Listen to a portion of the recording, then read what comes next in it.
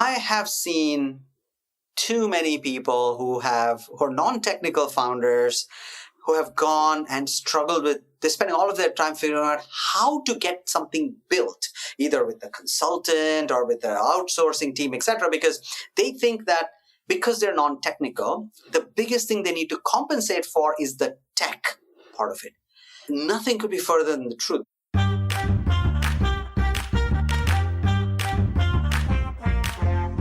Hello and welcome to the Tech for Non-Techies podcast. I'm your host, Sophia Matveeva. If you're a non-technical founder building a tech product or adding AI to your business, you're in the right place. Each week, you'll get practical strategies, step-by-step playbooks, and real-world case studies to help you launch and scale a tech business without learning to code. And this is not another startup show full of jargon, venture capital theater, or tech bro bravado. Here, we focus on building useful products that make money without hype and without code. I've written for the Harvard Business Review and lectured at Oxford, London Business School, and Chicago Booth, so you are in safe hands. I've also helped hundreds of founders go from concept to scalable product. And now it's your turn. So let's dive in. This episode is sponsored by Tech for Non-Technical Founders, the program that helps non-technical entrepreneurs go from idea to market-ready product without wasting $100,000 on avoidable mistakes. And if you're a non-technical founder who has already spent thousands of dollars and months of time on development, only turned up with nothing release ready to show for it, well, you're not alone. And if you haven't hired developers yet and you're wondering where to start, well, that's even better, because the biggest mistake I see after coaching hundreds of non-technical founders is not hiring the wrong people. It's actually hiring before you know what you're doing. And that's exactly why I'm hosting a free live class on January the 13th, 2026, called From Business Owner to Tech Founder, without the 100K developer disaster. I'll walk you through the exact two-step framework that I've taught at Oxford, London Business School, and Techstars, so you can finally understand why smart, capable business owners blow $100,000 on their first tech venture. We'll cover when AI actually helps versus when it destroys your product, and we'll cover how to think like a tech founder instead of a developer client with a credit card. I'll also give you the behind-the-scenes preview of the Tech for Non-Technical Founders program so you can see what's possible with the right guidance and the right process. So make sure to sign up to the free class on January the 13th at techfornontechies.co/January. That's techfornontechies.co/January. And the link is also in the show notes. Because the next 100K you spend, it should go toward growth and not towards painful lessons. Hello, smart people. How are you today? How is your 2026 so far? I'm genuinely feeling really good about this year, and I hope that you are too. And to kick off this year, I am giving you a really amazing episode. And I don't say that lightly. You're going to hear from somebody who has taught me a lot of what I know now. My guest today is Rags Vadali, and this is actually his return to the Tech for Non-Techies podcast. He was one of the first people that I ever interviewed. And it's actually very likely that you have used the product that he has built, but you don't know his name. Rags has spent 17 years at Google, at Meta, and at multiple startups, working at the very heart of product creation, and right now he leads his own AI startup. Rags helped found the YouTube Partner Program. He launched the click-to-WhatsApp ads at Meta, and now it's a multi-billion-dollar product, and you'll hear all about that later. And he has also led teams that brought AI face effects to over 600 million people on Instagram. So when you look really good on Instagram, that's basically thanks to Rags. And obviously, your amazing genes. But what makes this conversation especially relevant for non-technical founders is not just what he has built, but how he thinks. So at Google, Rags was taught a deceptively simple idea that has shaped his entire career. A product manager's job is to figure out what to build, not how to build it. And that mindset is exactly why product managers so often become founders and vice versa, as you'll hear today. And also why so many founders who don't have this mindset, why they basically don't succeed. So in this episode, you will learn why product management is one of the most powerful founder skill sets. You'll learn why even Meta validated ideas with spreadsheets and field experiments before writing code. And they can afford developers, obviously. And you'll learn why talking to customers beats clever tech every single time. And why, despite all the AI hype, the real bottleneck has never been technology. It's actually clarity. And now I have a treat for you. In January, Rags will be joining as a guest instructor in the Tech for Non-Technical Founders program. That means that if you join the program this month, this January, you'll get 3 one-to-one coaching sessions with somebody who has literally built products used by hundreds of millions of people. And Rags is going to help you prototype, test, and decide what to do next, whether to build, to hire, to fundraise, or to pivot. And he has done all of these things in startups and also at massive scale. So this is an extraordinarily rare opportunity. And if you want 2026 to be the year that you build your tech venture, you couldn't get better advice than this. And on that note, let's learn from Rags. Rags, I want to begin this episode by thanking you for making me look really pretty online, because you are one of the key people who has created AI effects on Instagram. And so what were you actually doing at Instagram to make, millions of people look hot? Well, you and 600 million people, I suppose. So I was a product management lead at Meta, leading Spark. So Spark is Meta's augmented reality platform for creating mobile-based AR. So in that role, me and my team, we enabled all of the AR effects that people may have experienced across Facebook's platform, right? These included face effects on Instagram, Messenger, things like that. So basically all of the face filters that we've now can't live without, that was basically your fault. That's amazing. And so what is a product manager? Can you tell our audience? Because I think people probably understand what a developer is. People probably understand, okay, the business side sells stuff, but what's a product manager? Great question. So that takes me back almost 20 years when I started out as a product manager, and my first product management education was at Google. And I was told a very simple definition of what a product manager does, right? I was taught that the role of a product manager is to figure out what to build. And you work with experts, developers, designers, data scientists, etc., who focus on how to build it. Right? So that was the very simple definition. And I have actually found that it has actually been true throughout my entire career, right? There's a bit of complexity, obviously, behind the simplification, because in figuring out what to build, there is all of these hard questions you need to answer, right? What's the problem you want to solve? Who do you want to solve it for? Why is it the right time to solve this now? How are you going to make money? So all of these questions are the ones that you work through to finally get to, okay, this is what we're going to build. Well, this actually sounds like the skill set of a founder, right? Because as a founder, you have to know exactly what problem you're solving, for whom. You also need to think about, are they willing to pay for it, or is somebody willing to pay for them to use the solution? So it's really this founder skill set. So Absolutely. Is there an overlap? Yeah. Yeah, 100%. So I don't know if you're probably aware of it, but product managers have at times in Silicon Valley also been referred to as CEOs of the product, right? And that is not by accident, because to your question, I would say, in fact, I would push to say product management is probably the most critical skill, if you will, for founders. Amongst if you had to choose between writing code, designing, etc., because yeah, you're essentially doing everything that you need to do to not just get something built, but then to make it successful as a product and eventually make it successful as a business.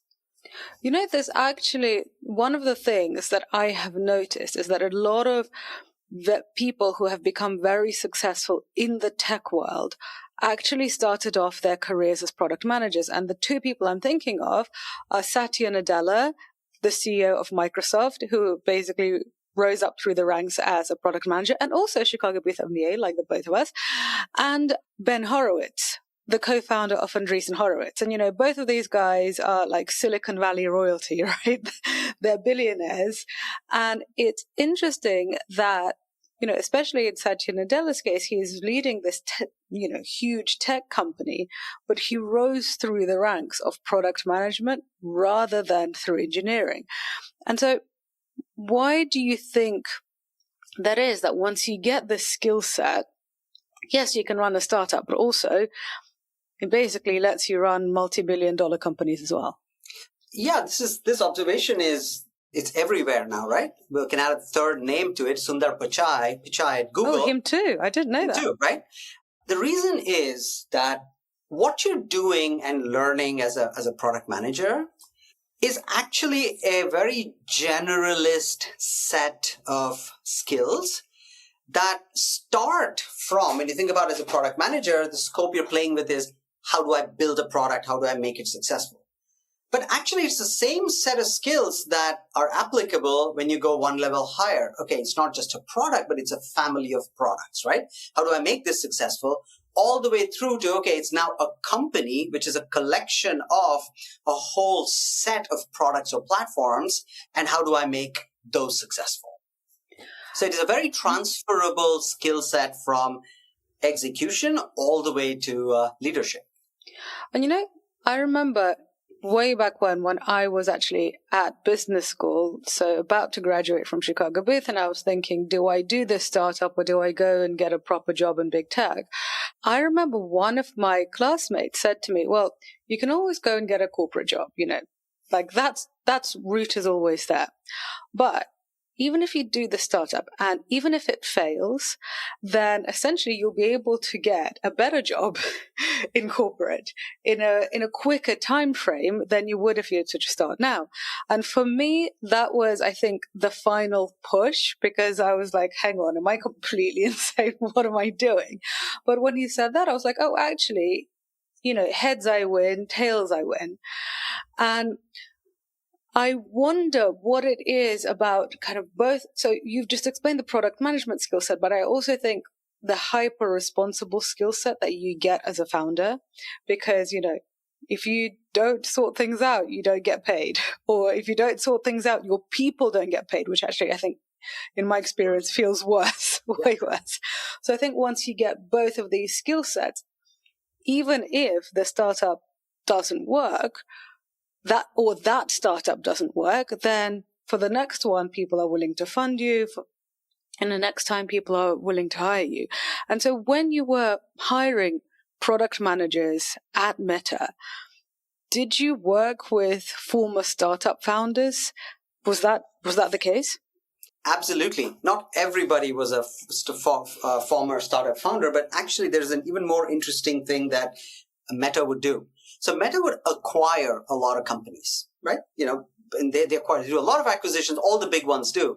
But at Meta, the founders of these acquired companies, they would basically come in as product managers. Oh, that's so interesting. Right. Absolutely. Right. Because exactly to what you said, right? The skill sets and what you do are so complementary, right? There's something about how good product managers work, which translates to founders, is actually the sense of ownership that they take about the products, right? And that, I think, is what is the crossover, right? You see PMs go and become founders. And then when people hire, when they bring founders in, they want to make them PMs because they want basically leaders of these products who are going to get that sense of ownership that, okay, I want to make this successful at all cost. How interesting. And you, over the last 17 years, you've worked at the biggest big tech companies, so Google and Meta, and you've also worked at startups as the head of product, and you're also now running your own startup. And so having seen product management and like seen this skill set literally from a tiny startup to the biggest tech company, what are the differences between how it's done? Great question. So this is changing, by the way, like in the last year or two with like AI and the tools and everything that's available, right? So traditionally, the differences were quite easy to pull apart, right? So you went into a big company, you get a lot more structure, you get a lot more support from all sorts of functions. So you're not kind of like a lone wolf kind of a person. But the compromise there was you probably went a lot slower. You had to navigate bureaucracies, right? Like, and all of that kind of stuff. Yeah, normal big company stuff. Exactly. Counter that with a startup, you were resource constrained as a PM. You just had one engineer when you could have done with four. You're working with far fewer budgets for tools and everything. However, you had a sense of focus and purpose where you just pull up your sleeves, jump in, and do what you needed to do, right? So actually, this correlates back to your earlier observation about what you were told going into startups versus big companies, right? The rate of growth as a PM or anybody else actually in a startup typically tends to be much higher than in a bigger company, right? There are also some differences the other side. The biggest one I have realized over the years is big companies have access to customers and data, right? And that materially affects your role in a very different way. So if you're in a startup, you build something, taking that product to market is infinitely more difficult than doing the same thing in a big company. Like, I'll take back to where we start, right? Yes, we could reach 600 million people with face effects that we were building, right? The product had to be good. Absolutely. But once we did have access to a whole bunch of people who are using Facebook and Instagram tools, right? Compare that to startup building the same tools. Well, they could probably build better tools, but where they would really struggle is how do we take it to market? So that's where I think the experiences kind of, are similar and differ. That's such a good distinction because I find that when founders join our programs, because our programs are really, they focus on creating a thing, whether it's an app, a platform or whatever. But I always say, like, we literally have a module on baking growth into your product because what we don't want to happen is we don't want our students to create something that's perfect. And then it's out, let's say it's an app and it's out on the App Store. And by that point, they've run out of money and they've ran out of steam. And they're like, yeah, but it's so great, it will go viral. And I mean, I wish it could, but the likelihood of that is tiny, right? Yeah. So what would you say to that founder, if they're coming to you with an idea and you also kind of want to warn them to make sure that they don't end up in this trap? Yeah, it's a great question. I think it is one of the biggest, traps, right? That for founders, and actually I would say it doesn't matter whether you're a technical founder or a non-technical founder. This is a founder thing, right? So I think what I would really want to emphasize is try to find, I wouldn't say product market fit. That's like a bigger word, but try to work at least in parallel on talking to your customers, understanding the problem, right? And getting your own internal sense of, are we building the right thing, right? Before you kind of go and invest a lot of time and money in building something, right?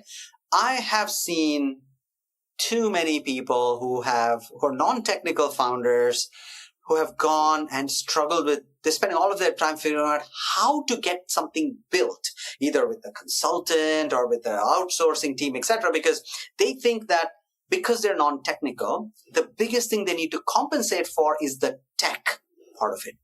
Nothing could be further than the truth, because actually, the more clearer you are in terms of exactly what is the problem that you want to solve and what you want to build, the building of it becomes that much more easier, and in fact sets you up for being more successful. And yeah, the only way you figure out what you're building and for whom is by actually speaking to people, which reminds me of the story you told me about when you flew your team out to Brazil when you were at Meta. So what happened there and why wasn't I invited? Well, I couldn't go there too because if I recall, I think maybe took too long for me to get a visa. But this is a fascinating story. I think it is probably it is right at the top of my life experiences as a product manager, right? So this was at a time when I was on the ads team at Meta, and we wanted to figure out how users were interacting with businesses using WhatsApp. So this is in 2017, right? Early days of WhatsApp. But WhatsApp is end-to-end encrypted. So we really had no data to understand this in a typical way that, Meta would understand products, right? By looking at user data. So we came up with this incredible kind of experiment we wanted to run where we went to Brazil. We recruited a set of small businesses. We gave them literally two phones, a red phone and a blue phone, right?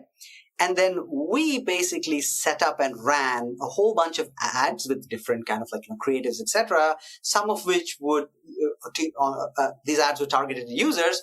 And we wanted to see if they would contact these businesses. And on the business end, for about 2 months, we made them actually basically write down everything that was happening in a spreadsheet. Every time somebody sent them a message, were their thing, which of them resulted in a sale. This was the most analog experiment I think Facebook had ever done, and I certainly had done. So it took almost 3 to 4 months from planning to kind of doing all of this stuff. Then we got all of that data back, and we then kind of set up the end-to-end kind of correlation, right? Okay, we spent this much money on ads, that resulted in this many clicks and this many messages, and by the way, this many sales. And when we kind of stepped back and our amazing data scientists crunched these numbers, we realized that the opportunity we were looking at was beyond incredible, right? And we used this data to convince our leadership to greenlight a product connecting up Facebook and WhatsApp. And it's called Click to WhatsApp Ads. And the last time I checked, based on what they've announced publicly, this is a $5 billion plus revenue product for Facebook today. This is incredible. Wow. Yes. So the lesson really here for me that I try to take away is when you're starting something, forget about sort of smooth, scalable ways of doing things, right? You really need to do things that will get you the signal that you need, right? So we did not really write a line of code except the prototype that made this happen until we spent the time really understanding the problem, gathering the data to sort of this extent, and then getting the conviction that, okay, all of us around the table believe that this can be huge, right?